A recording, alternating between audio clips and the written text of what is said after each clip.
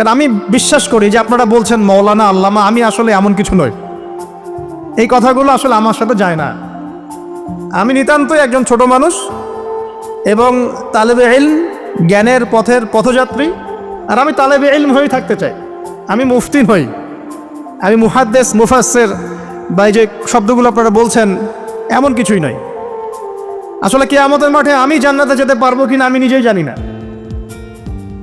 যখন কোনো মানুষ নিজেকে অনেক বড় মনে করা শুরু করবে, বুঝে নেবেন সেই ইবলিসের আনুগত্য করা শুরু করেছে আর কি।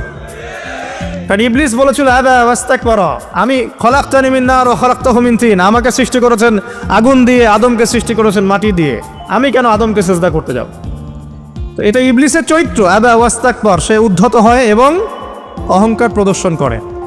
তো আমি মনে করি যে আমি কিছু বলি না, আল্লাহ রাব্বুল আলামিন আমাকে বলার তৌফিক দেন মাত্র। আলহামদুলিল্লাহ।